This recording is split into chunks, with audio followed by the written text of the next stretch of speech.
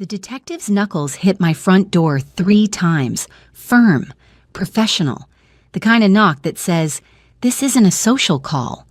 I looked through the peephole and saw his badge already out, held up where I could see it clearly. Detective Morrison. Fraud Division. My hand trembled as I reached for the doorknob, not from fear but from something else entirely. Relief, maybe, or vindication. Or perhaps just the exhaustion of carrying a secret that had been eating me alive for 2 weeks. I opened the door. "Mrs. Patterson?" he asked, his voice carrying that practiced tone of authority mixed with carefully measured sympathy. "Yes, Detective. I've been expecting you. My name is Catherine Patterson. I'm 72 years old, and until 6 months ago, I thought I had raised a son who married a good woman. I was wrong about the second part. Let me back up because this story doesn't start with a detective at my door. It starts 3 years earlier, at my son David's wedding to a woman named Melissa. She was 34, he was 38. They'd met at work, both accountants at the same firm downtown.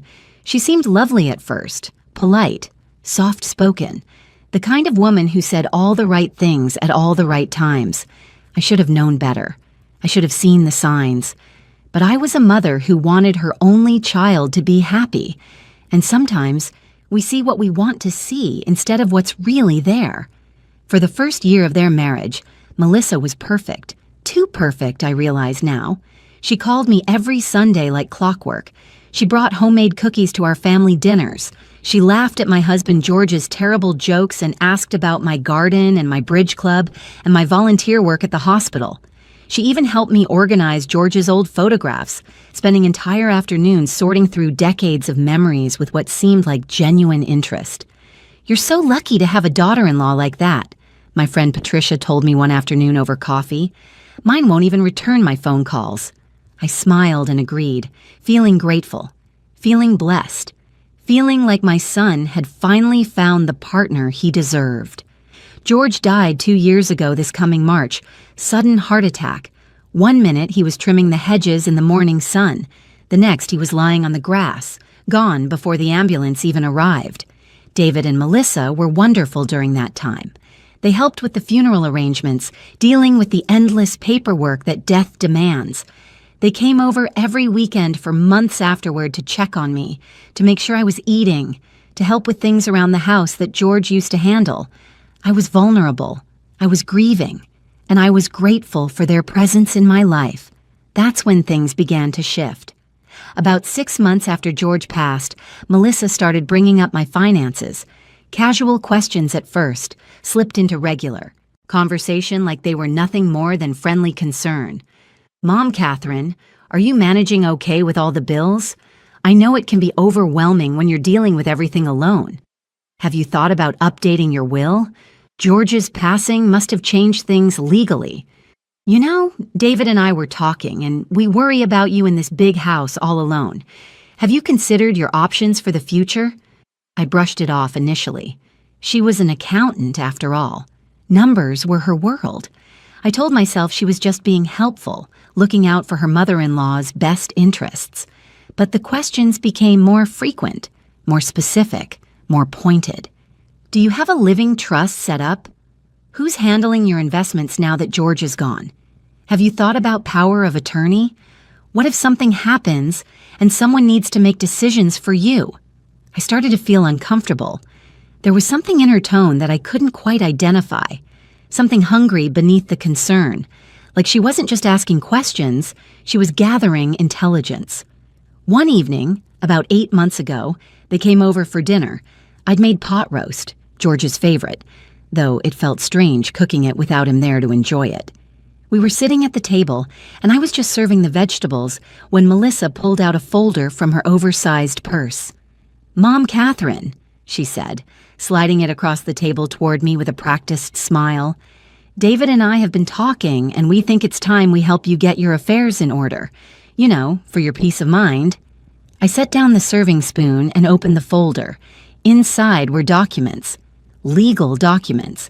Pages and pages of them, with colored tabs marking where signatures were needed. My name was already typed in, waiting for my pen. "What is this?" I asked, my appetite suddenly gone. David cleared his throat.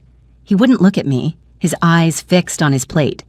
It's just some paperwork, Mom, to make things easier, in case anything happens. What kind of paperwork? Melissa's smile never wavered. If anything, it widened. Power of attorney, mostly. So David can help you with financial decisions if you need it, and we've taken the liberty of getting some property assessment documents together.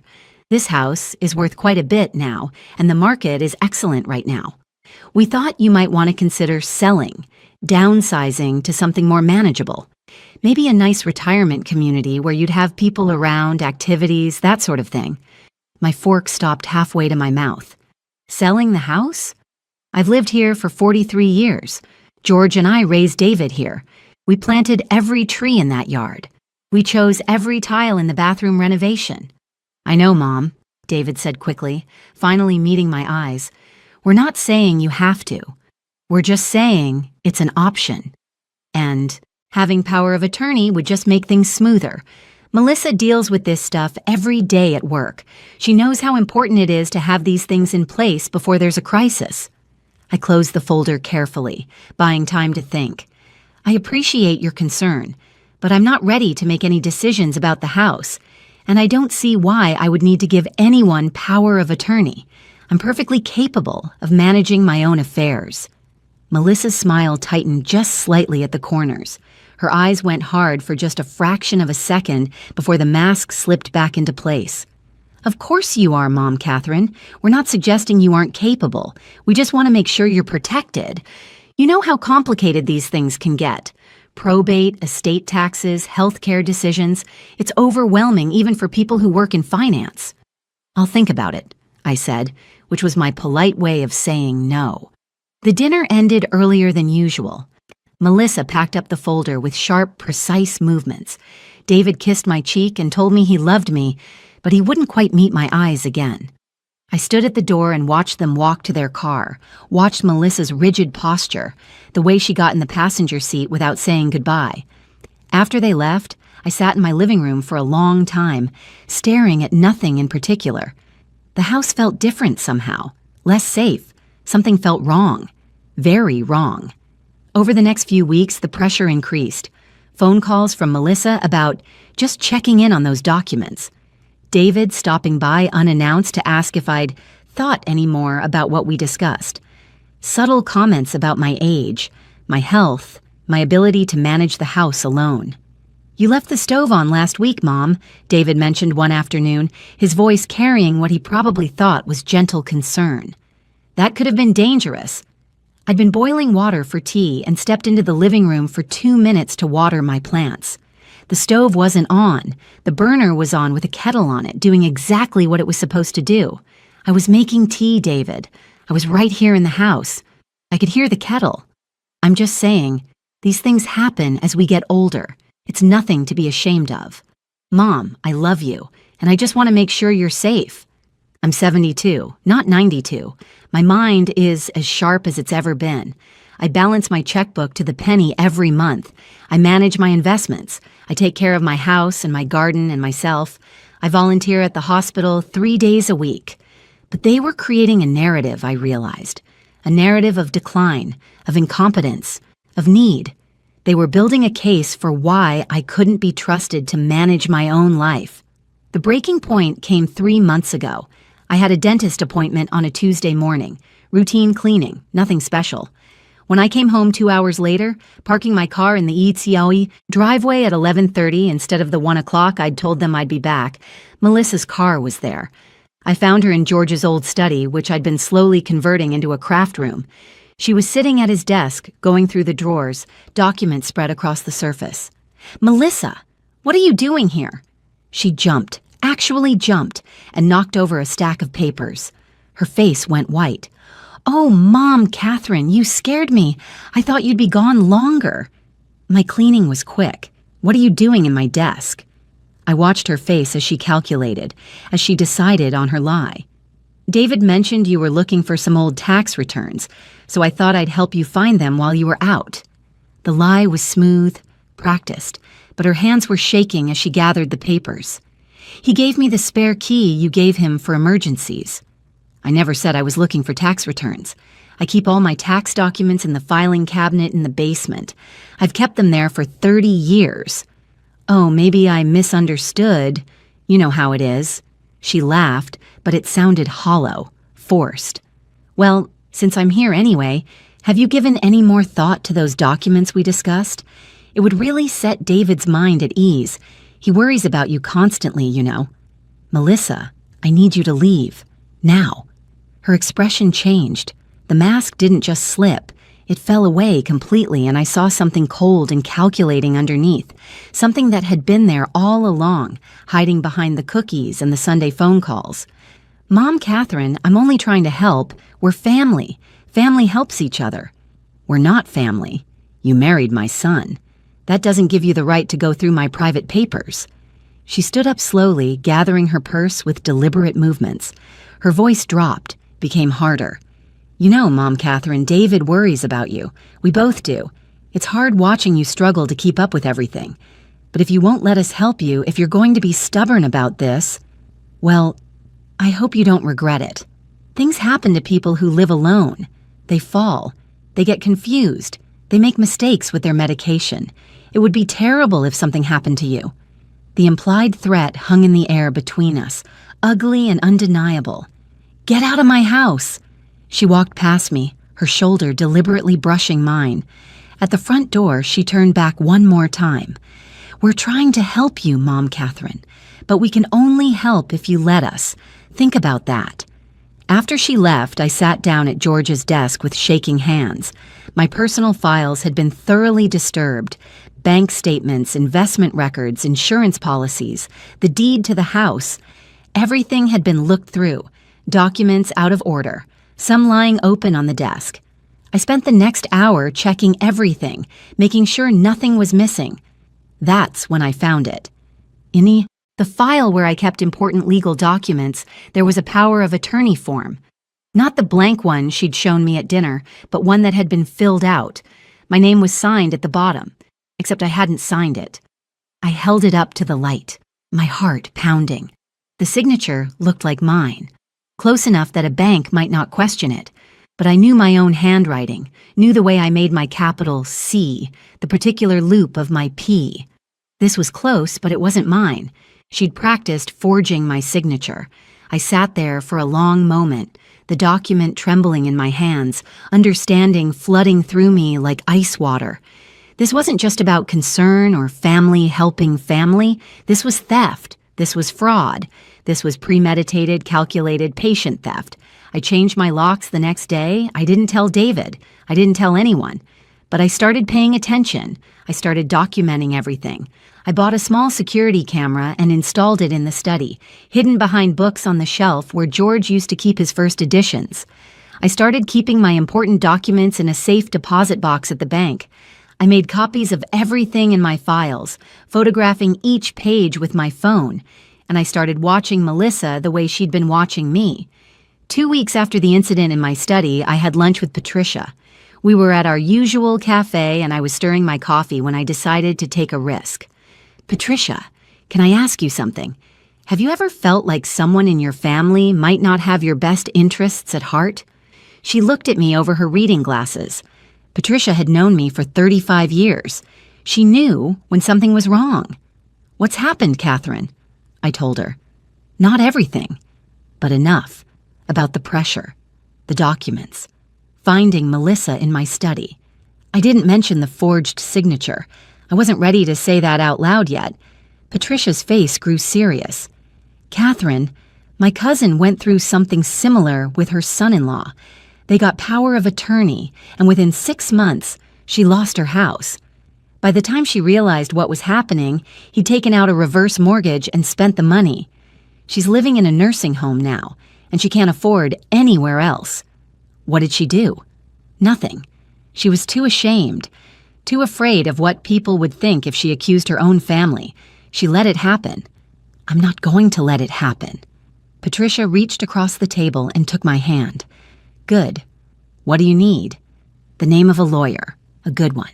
She wrote down a name on a napkin. Marcus Chen. elder law specialist. I called him that afternoon.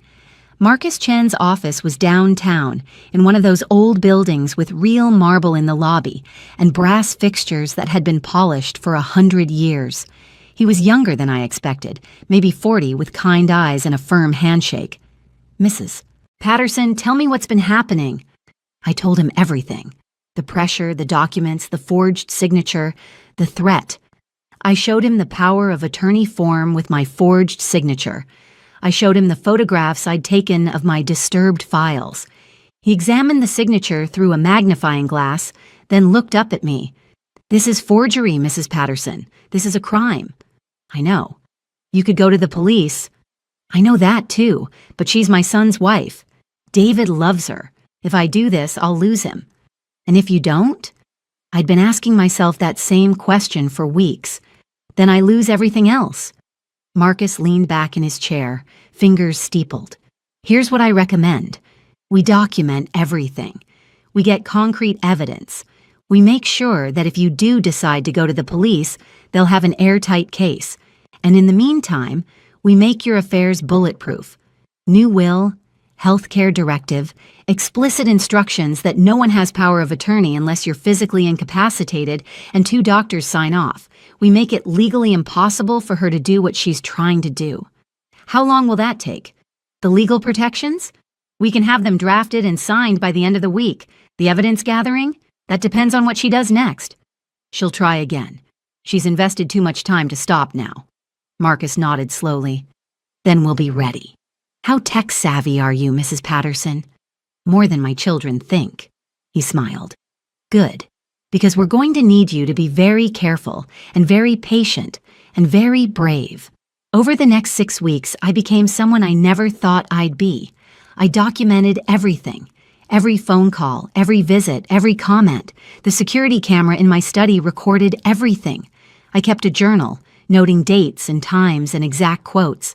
And then, 3 weeks ago, Melissa made her move. I got a call from my bank. Mr. Rodriguez, my account manager for 15 years, sounded concerned. "Mrs. Patterson, I have someone here claiming to have power of attorney for you. She's requesting access to your accounts. I wanted to verify this with you before proceeding." My heart was racing, but my voice stayed calm. "I haven't granted anyone power of attorney, Mr. Rodriguez. Who is this person?" "Your daughter-in-law, Melissa Patterson. She has documents." "Those documents are fraudulent. Don't give her access to anything. I'm calling my lawyer and the police." I hung up and immediately called Marcus Chen. Then I called Detective Morrison. The police took my statement that afternoon. I brought everything. The forged power of attorney, the photographs of my disturbed files, the security camera footage showing Melissa going through my desk, the journal documenting every incident. Marcus Chen sat beside me, explaining the legal implications, translating my elderly woman's story into something that sounded like the crime it was. Detective Morrison was in his 50s, with gray at his temples and the weary eyes of someone who'd seen too much. But when I showed him the forged signature, when I explained about my husband's death and Melissa's patience and the systematic way she'd been working to take control of my life, something hardened in his expression. "Mrs. Patterson, how would you feel about having a conversation with your daughter-in-law, with us listening, documenting everything?" "You mean wear a wire? Like in the movies?" "Something like that. We need her to admit what she's trying to do. We need her to talk about the forgery, about accessing your accounts. Can you do that?" I thought about George, about what he'd say. I thought about David, about what this would do to him. I thought about Patricia's cousin in that nursing home and all the other elderly people who'd been too afraid or too ashamed to fight back. Yes, I can do that. The plan was simple. I would call Melissa, tell her I'd reconsidered, that I wanted to discuss the power of attorney after all. I'd invite her over, and I'd get her to talk about what she'd been doing. Detective Morrison fitted me with a small recording device that clipped to my necklace. Just have a normal conversation. Ask her about the documents. If she admits to the forgery, to trying to access your accounts, we have what we need. Melissa arrived 20 minutes after I called her. She was wearing a business suit, her hair perfect, her smile bright. The mask was back in place, and I wondered if she actually believed her own performance. "Mom, Catherine, I'm so glad you called. David will be so relieved that we can finally help you with all of this." We sat in the living room. I offered her tea. She declined, too eager to get to business. "So," she said, pulling out yet another folder from her bag, "I have the power of attorney documents here. Once you sign, we can get you set up with proper estate planning, maybe look at some retirement communities, really make sure your future is secure." "Before I sign anything," I said carefully, "I need to understand something.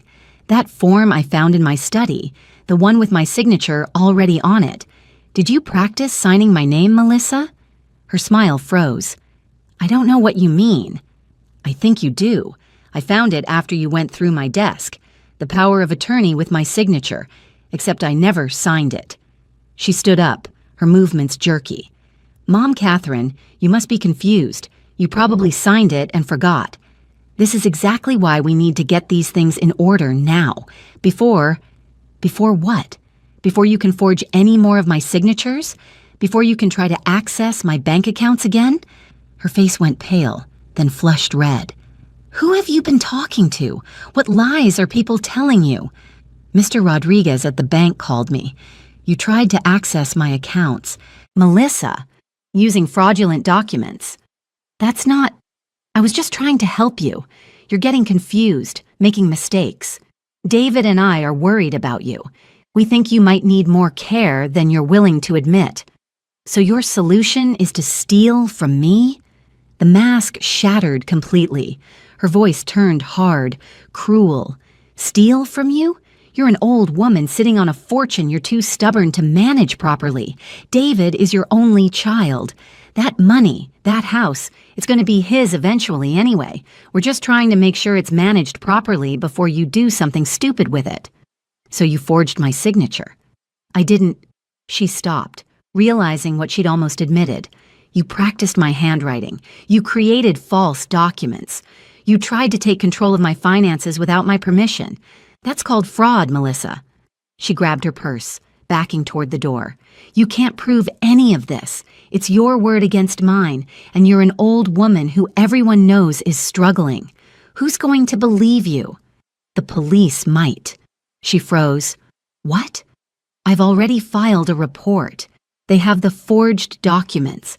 The bank has a record of your attempt to access my accounts, and they have this conversation." I touched the recording device on my necklace. Melissa's face went through a series of expressions: shock, fear, rage, and finally, calculation. "You're bluffing." "Am I? Why don't we call Detective Morrison and find out?" I picked up my phone. My hand was shaking, but I dialed the number Marcus had given me. "Mrs. Patterson?" Morrison's voice came through the speaker. "We have everything we need. I'm outside with 2 officers. We're coming in now." The front door opened. Detective Morrison entered with 2 uniformed officers behind him. Melissa's legs seemed to give out. She sat down hard on my couch, her face ashen. "I want a lawyer." "That's your right," Morrison said. "Melissa Patterson, you're under arrest for forgery, fraud, and identity theft." As they led her out in handcuffs, she looked at me one last time. There was no remorse in her eyes, just anger that she'd been caught. I stood in my doorway and watched the police car drive away, then sat down on my couch and cried. Not for Melissa, but for David, for the choice he'd have to make, for the family that would never be the same. The phone rang an hour later. David. "Mom, they just arrested Melissa. They're saying she tried to steal from you. Tell me it's not true. Please tell me there's been some mistake." "David, sweetheart, you need to come over. We need to talk." "What did you do?" His voice was rising, panicked. "She's my wife. Why would you do this?" "David, come over, please." He arrived 20 minutes later, bursting through my front door without knocking. "Mom, what the hell is going on? The police are saying Melissa forged your signature, tried to access your accounts. That's insane. There must be some mistake." "There's no mistake." I kept my voice steady. "Sit down, David." "I don't want to sit down. I want to know why my wife is in jail." Your wife is in jail because she committed fraud. She forged my signature on legal documents. She tried to steal from me. That's ridiculous. Melissa would never... David. I pulled out the folder with all my evidence. The forged signature, the photographs of my disturbed files, the timeline of her escalating pressure, the transcript of her confession from earlier that day. Look at this. All of it. He sat down then, slowly, his face draining of color as he read through document after document. I watched him process it, watched the denial fight with the evidence, watched his entire world restructure itself around this new, ugly truth. She said she loved me, he whispered finally. She might have, but she loved my money more. I didn't know, Mom. I swear to God, I didn't know she was forging signatures or trying to access your accounts. I thought she was just trying to help. I believe you, David. And I did. My son had been manipulated just as I had been, just in a different way. But you have to understand why I did this. She threatened me. She wasn't going to stop. And if she'd succeeded, I would have lost everything. My home, my independence, my security. What happens now? His voice was small, broken. Now, the legal system takes over. She'll face charges. There will be a trial, probably a plea deal. You'll have to decide whether to support her or protect yourself. I don't know what to do. I reached across and took his hand, the way I had when he was small and scared. You do what you think is right. You make your choice. And no matter what you choose, I'm still your mother, and I still love you. That night, I couldn't sleep. I kept thinking about David, about the choice he was facing. I kept thinking about Melissa, about whether she understood the gravity of what she'd done. I kept thinking about George, about what he would have said, whether he would have approved of my decision to involve the police. But I also thought about all the other people like me. Elderly people, vulnerable people, people who might not have caught what was happening, who might not have had the strength to fight back, people who might have lost everything to someone they trusted. I'd made the right choice. I had to believe that. Detective Morrison called me 2 days after Melissa's interview at the station. Mrs. Patterson, I need you to come down again. There have been some developments. When I arrived, he looked grim. Your daughter-in-law denied everything at first, but we showed her the security footage, the handwriting analysis, the timeline, your recorded conversation. She asked for a lawyer. What does that mean? It means she knows she's in serious trouble. Her lawyer has indicated she might be willing to make a statement, but... He paused, sliding a folder across the table toward me. Mrs. Patterson, there's more. Inside were more documents.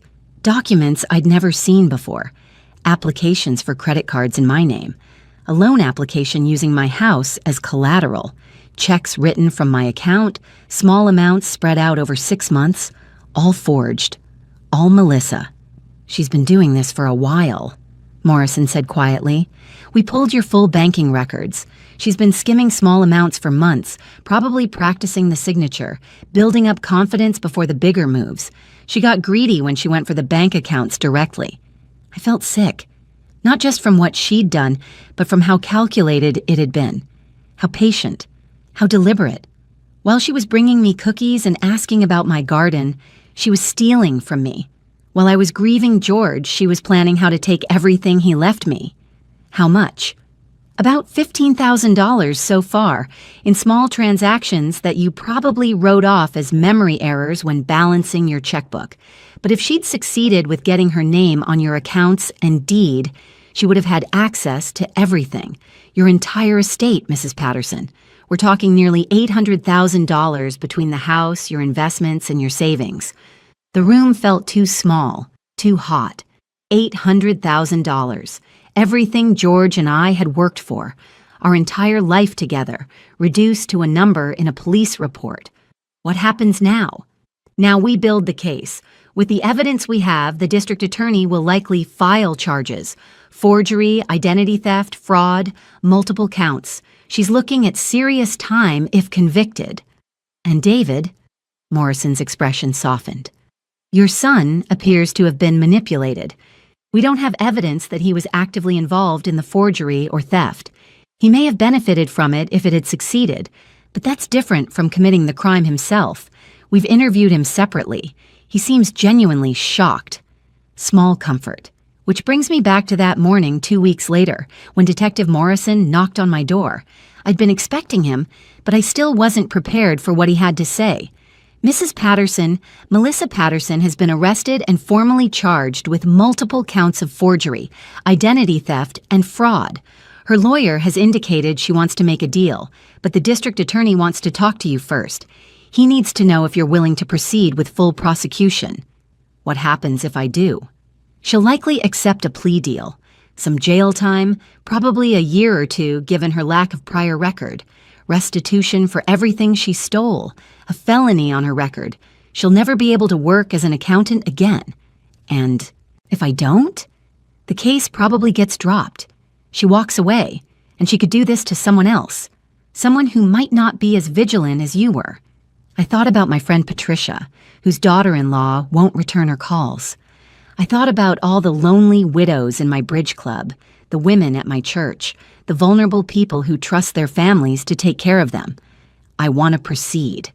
Morrison nodded. I thought you might say that. There's one more thing. David Patterson is here. He's asking to speak with you. I told him I'd ask, but you're under no obligation. Send him in. Morrison stepped outside. A moment later, David appeared in my doorway. He looked like he'd aged 10 years in 2 weeks. His eyes were red, his face drawn, his shoulders slumped. "Mom," he said, and his voice broke. "Come in, David." We sat in my living room, the same room where Melissa had smiled and brought cookies and played the perfect daughter-in-law. The same room where she'd sat while plotting to steal everything George and I had worked for. "I filed for divorce," David said. "I'm so sorry, Mom. I'm so sorry. I should have seen it. I should have protected you. She was my wife, and I should have known what she was capable of. You loved her. Love makes us blind sometimes. That's not an excuse. She was stealing from you, my own mother, and I let her. I didn't participate, but I didn't stop it either. I saw the signs and I ignored them because I wanted to believe in her, in us, in our future together. I wanted to believe that someone could love me the way she seemed to. David, look at me." I waited until his eyes met mine. "What she did is not your fault. She lied to both of us. She manipulated both of us. You're a victim here too. But you're pressing charges. Against my wife. Against a criminal who happens to be your wife. There's a difference." He was quiet for a long moment. I know you're right. It hurts, Mom. All of it hurts. I feel like such a fool. You're not a fool. You're a good man who trusted the wrong person. What happens now? With us? With our family? I reached out and took his hand. We heal. We rebuild. We learn from this, and we make sure it never happens again. You're my son, David. Nothing will change that. Melissa took a plea deal 3 months later. She pled guilty to 2 counts of forgery and 1 count of fraud. She was sentenced to 18 months in prison, 5 years probation, and ordered to pay full restitution, which I learned she would probably never be able to do, given that she'd already spent most of what she'd stolen. I attended the sentencing. David did not. I wanted to look her in the eye one more time. She looked smaller in her orange jumpsuit, her hair pulled back in a plain ponytail, no makeup. She glanced at me once, just once, and I saw something that might have been shame, or maybe just regret that she'd been caught. I'll never really know. The judge asked if I wanted to make a victim impact statement. I stood up. Your Honor, 3 years ago, I welcomed this woman into my family. I trusted her. I loved her. She betrayed that trust in the worst possible way. She didn't just steal money from me. She stole my peace of mind, my sense of security, my faith in people. She exploited my grief over my husband's death. She used my love for my son as a weapon against me. But I'm not here today out of vengeance. I'm here because what she did was wrong, and there have to be consequences for wrong actions. I'm here because the next elderly person she meets deserves to be protected. I'm here because we teach people how to treat us, and I will not teach anyone that they can victimize me without consequences. Melissa's lawyer helped her stand. "I'm sorry," she said, but the words sounded hollow, empty, like she was reading from a script her lawyer had given her. I nodded once and sat back down. The judge handed down the sentence, and it was over. David and I have dinner together every Sunday now. He's in therapy, working through the manipulation and the betrayal. He's rebuilding his life, rebuilding his sense of self. We're rebuilding our relationship, finding our way back to the mother and son we were before Melissa, before the lies, before everything fell apart. Some of my friends think I was too harsh, that I should have handled it within the family, but I sleep soundly now, knowing I did the right thing. I protected myself, and maybe I protected others too. The house is still mine. The accounts are still mine. My independence is still mine. And sometimes, when I'm working in my garden or reading in George's old study or hosting bridge club in my living room, I think about that moment when Melissa said, "She'll sign anything." But I signed nothing, and that made all the difference.